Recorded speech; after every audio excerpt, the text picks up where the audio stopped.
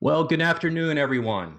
I am Mark Lukens, and on behalf of TAC3, I'd like you to welcome you to our webinar series on program evaluation. Before I begin, I do have a few housekeeping items I'd like to run through.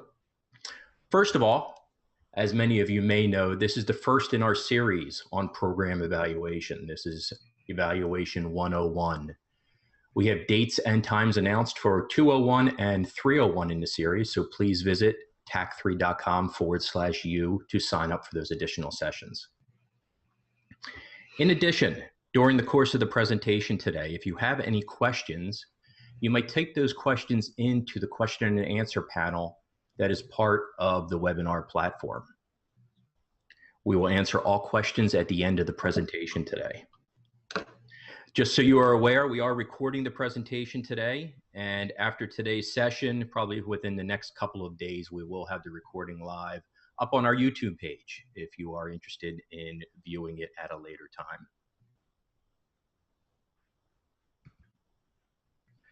Without further delay then, I'd like to introduce today's presenter who will be taking us on the journey through the world of program evaluation. I have the privilege of introducing Dr. Jonathan Lukens. Dr. Lukens has a PhD from the University of Pennsylvania, currently serves as an assistant professor at Salem State University, is board chair at a local not-for-profit in the Salem, Massachusetts area, and is also a partner in TAC3. With that said, welcome, Jonathan. I'll turn it over to you. Great, thank you. And go ahead and you can advance to the next slide. So welcome everybody, and thank you for joining us. This is actually the first time I've done a lecture via the internet, so we'll see how it goes here. So what I want to talk about today, you already heard a little bit about the series that we'll be presenting. So I want to talk a little bit today about really the basics of program evaluation, why I think it's so important, some of the considerations, how you can really get started on a basic program evaluation, the planning of a program evaluation, and some of the basic analysis that you need to do with the data. So we'll start with the question of why program evaluation. So this article I happened to find recently, and I think it's a good example of why we do program evaluation. We tend to make a lot of assumptions that what we're doing is good, or it's meeting our goals or something like that, but that may not always be the case. And so this article, for instance, talks about a lot of violence prevention programs in San Francisco that were really large price tag items. And finally, the mayor of San Francisco decided, you know what, let's take a break from funding all of this for a moment and find out if these programs are actually working. Next slide, Mark. So from the 30,000-foot view, really what we do with program evaluation is to determine, is a program appropriate? Does it fit with the mission of the organization? Does it solve an identified problem? Then the big one, of course, is our program actually working? Are we having the kinds of outcomes that we would hope to find? And also we can think about it in terms of efficiency. Can we be doing things better? Is there a better way for us to be running our programs? So there's lots and lots of reasons to do program evaluation. Many organizations are contracted by maybe state agencies or federal agencies, or receive grants from these agencies to run certain programs. Many cases, along with those grant dollars, come the requirement that you conduct program evaluation. It's also a great way of making sure that the people we serve and the communities that we serve are getting the best possible services. We can use formative evaluation or needs assessments to figure out what are the needs in the community. We may be running one kind of program when in fact we should be running something else. We need to find out what does the community need. It helps to create and disseminate knowledge. There are lots of nonprofits across the country trying to tackle similar problems. So conducting program evaluation allows us to share what's worked for us, what's not worked, and share that information with other people. It increases accountability within organizations. Allows us to document the level of success in achieving objectives, and so forth.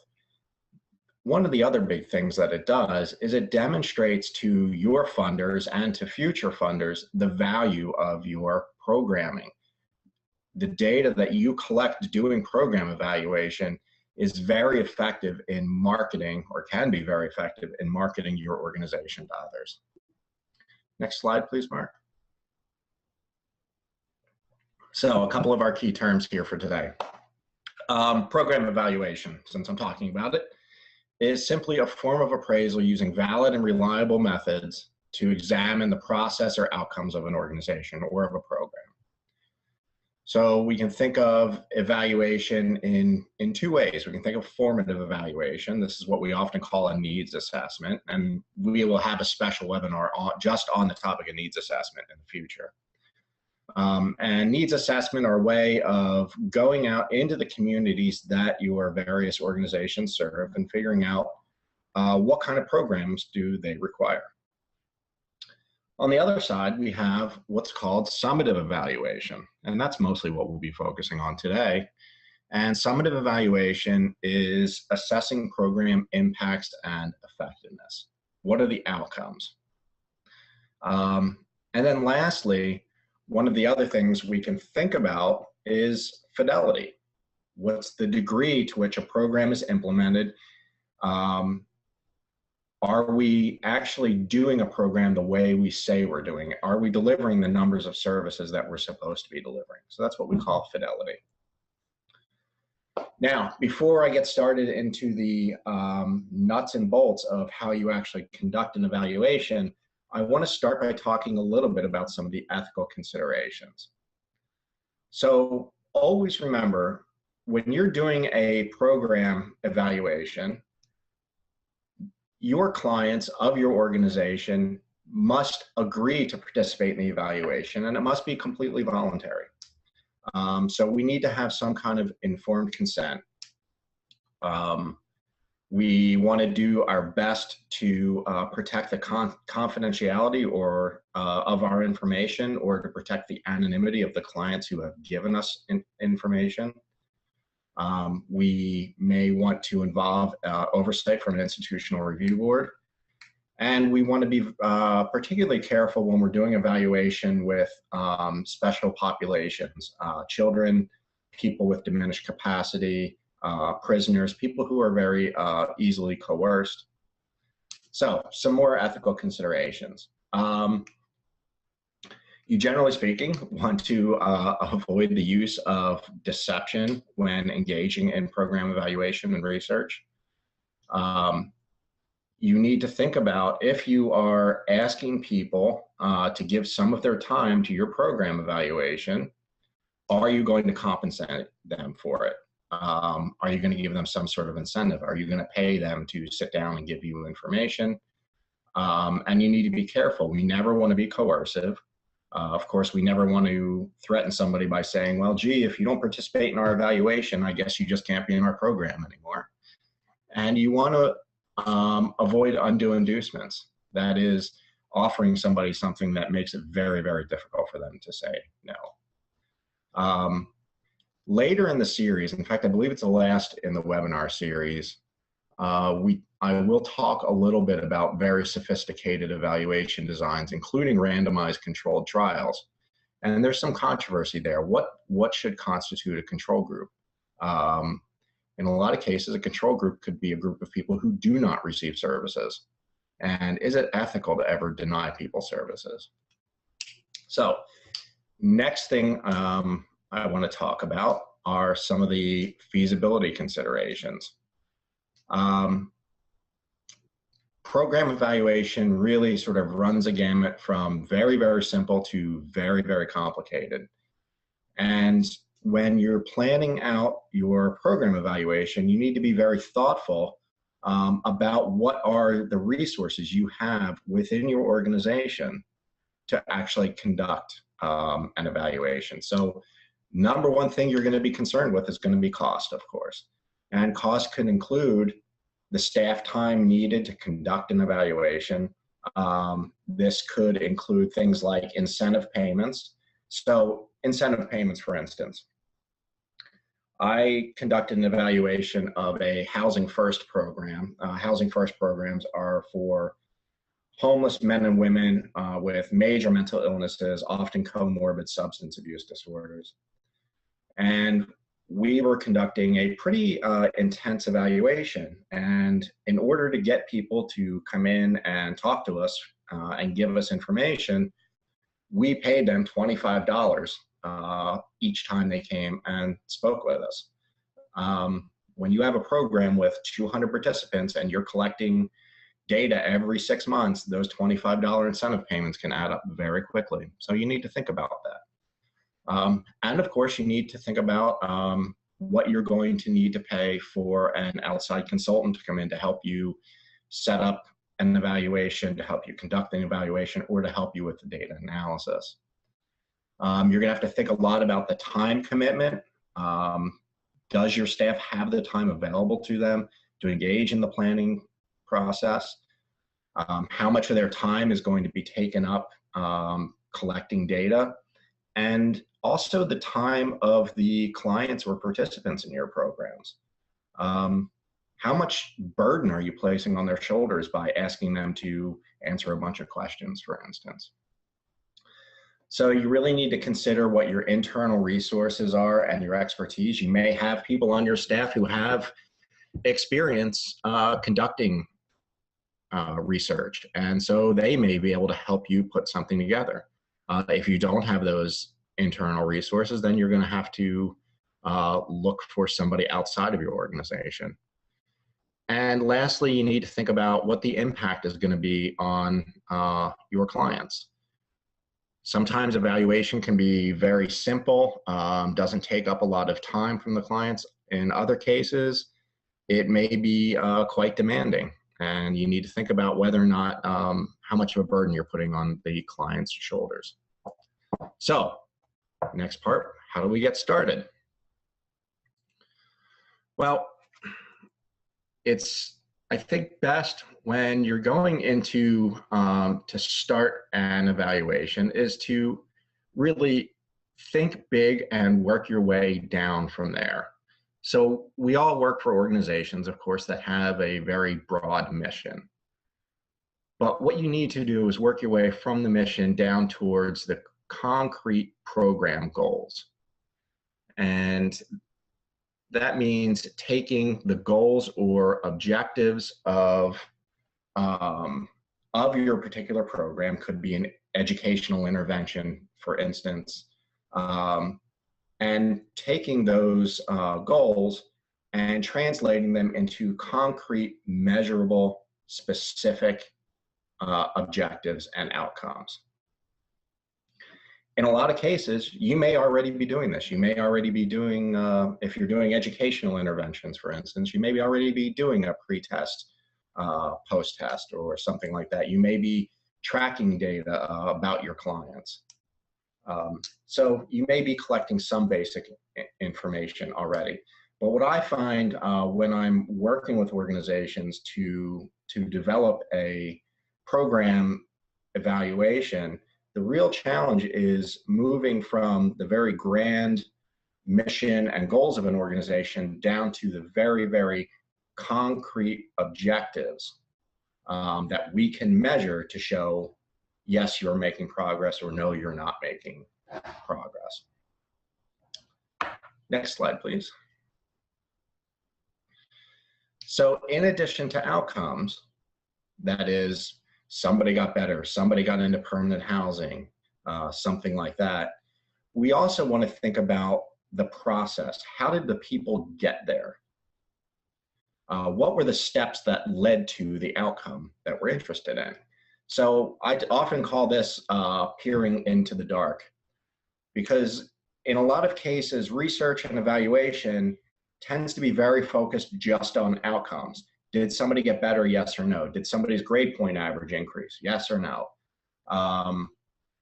Did students start completing their homework with greater regularity? Yes or no? These are all very worthy outcomes. What has often been ignored, though, are the steps that got us there. What was the process by which we got to those particular outcomes? And so we want to stare a little bit into that process. So we want to think about measuring things like what were the inputs into the program? This is the program resources, financial resources, human resources, things like that. What are the specific activities? This could be tasks or planned events. And outputs. What are the countable products that come from the activities? That is the number of people who attend an educational session, the number of homeless people who find their way into permanent housing, for instance, are examples of outputs. How many people are participating in your program? And then from there, we can start thinking about those longer term outcomes. What are the changes that are the result of your program? And so when you put all of these things together, you come up with what we call a logic model, a tool that identifies the process that leads to a specific outcome. So let's talk a little bit about how we structure logic models. Here is a very, very basic template that I've used to help people start thinking through what exactly is our program doing and what are the long-term impacts going to be. And as you can see, we start with on the far left, we start with the resources that we're utilizing. Then we move into the activities, that is, in order to accomplish a goal, our goals, what are the things that we need to do? Then we move to outputs, counting and recording events or byproducts of events. This could be something simple like number of classes somebody attended, something like that. And then from there, we can start moving towards the short term and the longer term outcomes and impacts of our program. The logic model is just a great way of logically organizing the process that a person moves through in a particular program. So here is an example of a logic model, and I apologize because the image isn't fantastic, but you can kind of get the idea. Right now, I'm working with the state of Massachusetts and University of Massachusetts Medical School on an evaluation of a new program called Family Resource Centers. And these are 18 resource centers located across the state of Massachusetts. And they are to provide a whole host of services for families that have various needs. And so when we started planning this evaluation, the very first thing we did is we sat down with the Executive Office of Health and Human Services and the Department of Children and Families and all of the other stakeholders, and we worked out what was the process that they felt these families would engage in order to have better outcomes across multiple different domains like health and safety and education, civic engagement. And so this logic model just captures this process, and you can see the services that are offered to the families and how we've defined the outputs in terms of the number of people engaging in all these different services, and what we believe, or I should say what everybody hopes will be the short and long-term outcomes in terms of improvements in health and safety and educational outcomes and increased civic engagement, things like that. So it's just a very, very useful tool to have to help everybody understand exactly what programmatically you are doing in your organization. Next slide, please. So talk a little bit now about the planning process. So who's going to do your evaluation and how are you going to do it? Well, you can identify some external resources that may be available. Depending on what your organization is doing, you may be using some sort of a manualized intervention that comes with measurement tools and tells you exactly when you should collect pre-test data and when you should collect post-test data. So there may already be some kind of existing model in place that goes along with the programs that you're doing. The next thing you could do is hire an expert on evaluation research. And there's a couple benefits to this. One, of course, is the expertise that you get. You get somebody who's conducted several evaluations and worked with organizations to do it and can help you avoid some of the pitfalls. And the other thing is that when you hire somebody from outside the organization, it gives you a little bit of independence. People who are evaluating your programs will always see things just a little bit differently than people who are really internal to the program. You can, of course, form an ad hoc committee within your organization to do this. This could include the staff, members of the community, clients, or your board members. Or what I like is really a combination of all those things. Figure out what are all the expertise of the various stakeholders in your organization. Hire in an outside expert to help you get set up and get running and to train your staff to allow them to take over a lot of the work. So I think a combination approach to the who and the how is often a good way of doing things. And then you have to think about what kind of data are you going to be collecting. So lots of different data useful for process evaluation, things like your client socio-demographics, how did they wind up at your organization, the referral source, what does your staff look like and what are their characteristics, and of course the program activities, number of events that you held, number of groups that you've held, number of classes that you've offered, things like that. You want to figure out, you want to collect data perhaps on number of attendees that come to your groups or to your special events, or the number of referrals, the number of people receiving case management services. These are just some examples I pulled together of the various things that are actually fairly easy to capture. This is just counting stuff. This is not real complex measurement. It's just counting stuff.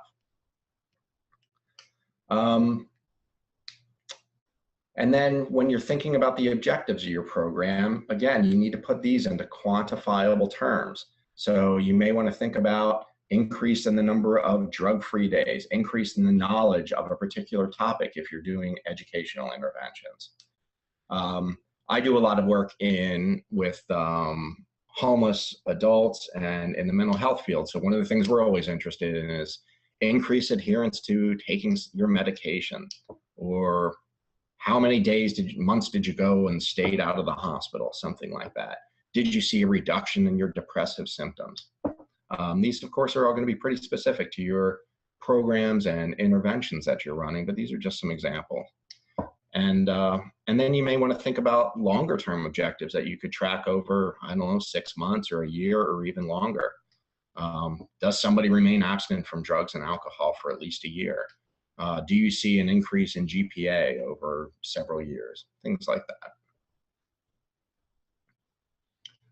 that. So some tips, again, be concrete, make everything measurable. Use clear verbs. Our program will increase XYZ. It will decrease XYZ. It will reduce, it will lessen, it will expand, promote, initiate, establish. Clear action verbs. And we'll talk a little bit now about some basic analysis.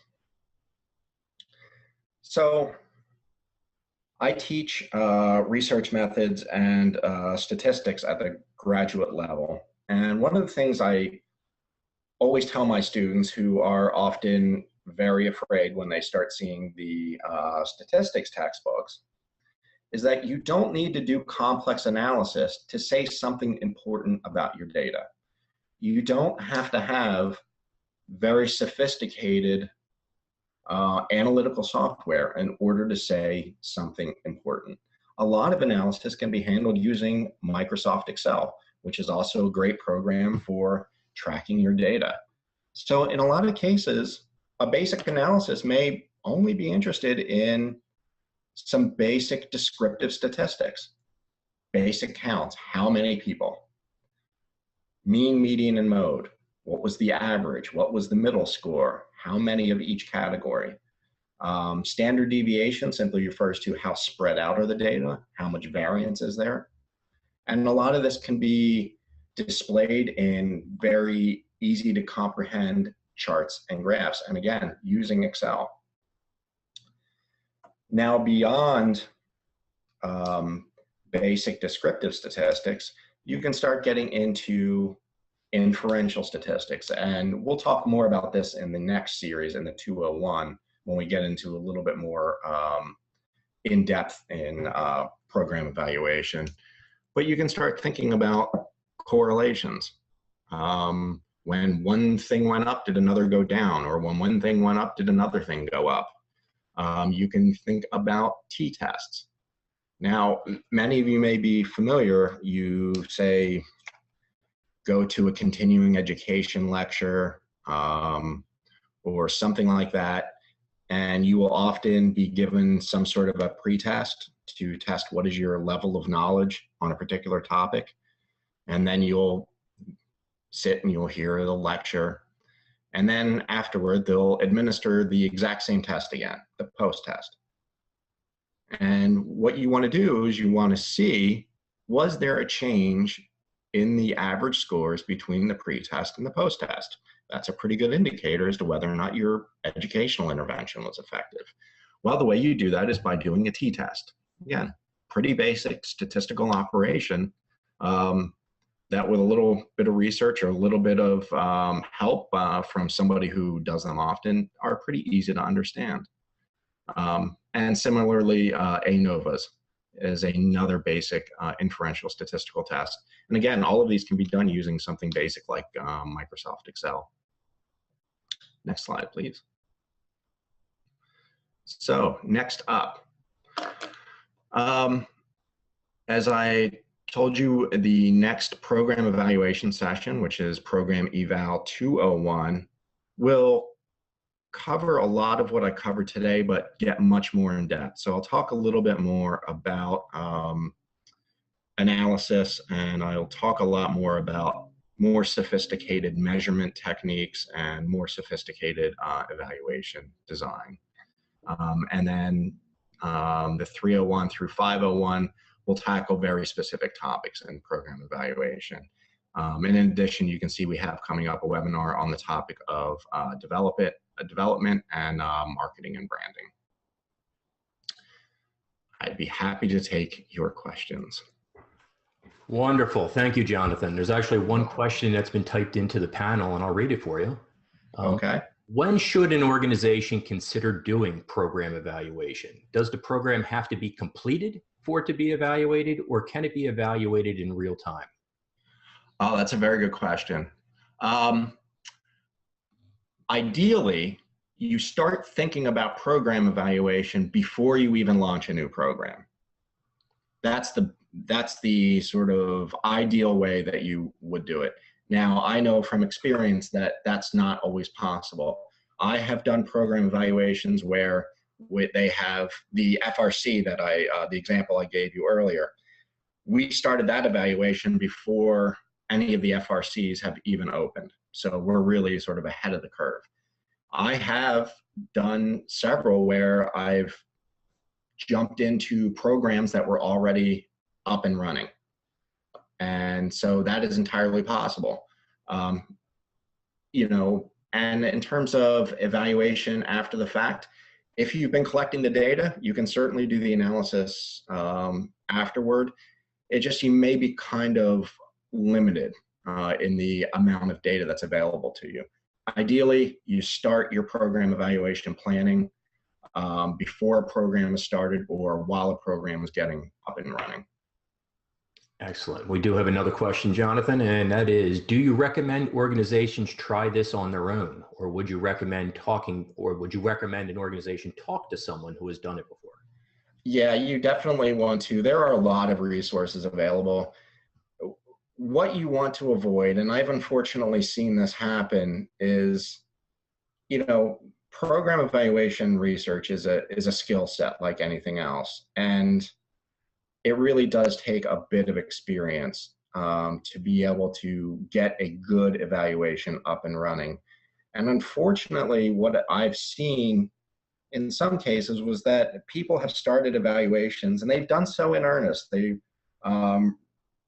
really were very interested in evaluating their programs.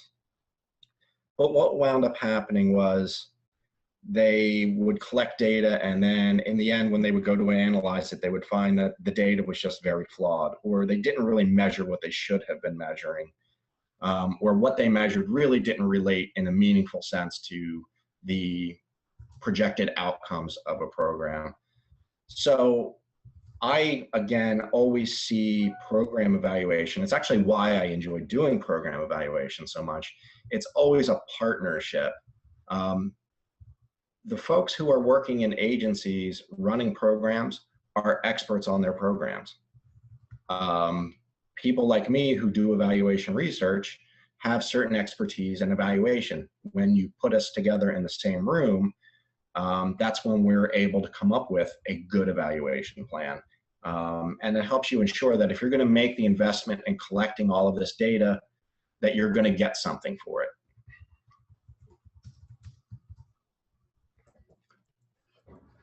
Excellent. Do we have any more questions this afternoon?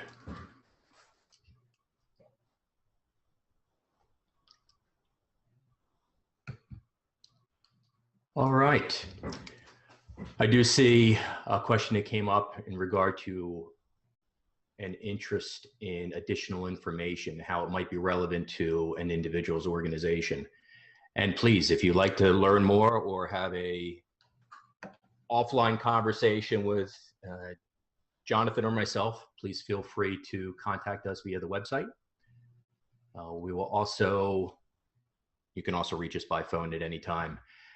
Question regarding the slides. We're hopeful that the slides will be available within the next 24 to 48 hours once I process the videos, and it will be available via the TAC3 YouTube page.